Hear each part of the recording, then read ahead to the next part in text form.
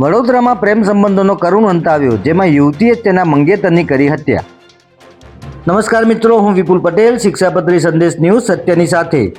એક નજર આજના મુખ્ય સમાચાર પર.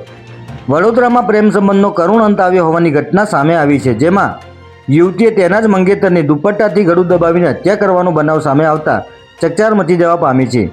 છોટાઉદેપુરના રોજકુવા ગામનો 23 વર્ષીય યુવક સચિન રાઠવા અને રેલવેમાં નોકરી કરતી રેખા રાઠવા વચ્ચે છેલ્લા 3 વર્ષથી પ્રેમ સંબંધ હતો. આ સંબંધ બાદ બંનેની સગાઈ પણ કરી દેવામાં આવી હતી. રેખા વડોદરાના પ્રતાપનગર રેલવે કોલોનીમાં રહેતી હોવાથી સચિન પણ પ્રેમિકા રેખા સાથે રહેવા આવી ગયો હતો અને અહીં બંને ઘણા સમયથી સાથે જ રહેતા હતા, પરંતુ રેખાને અન્ય કોઈ સાથે પ્રેમ સંબંધ હોવાની સચિનને આશંકા હતી. 29 ડિસેમ્બરે સચિન અને રેખા વચ્ચે થયેલા વિવાદમાં રેખાએ સચિનને લગ્ન કરવાની ના પાડી હતી, જેથી આ બાબતે સચિને ફોન કરીને તેના પિતાને જાણ કરી હતી. ત્યારે યુવતીએ ઊંઘમાં જ પોતાનો દુપટ્ટા વડે મંગેતરનું ગળું દબાવી તેની હત્યા કરી નાખી હતી.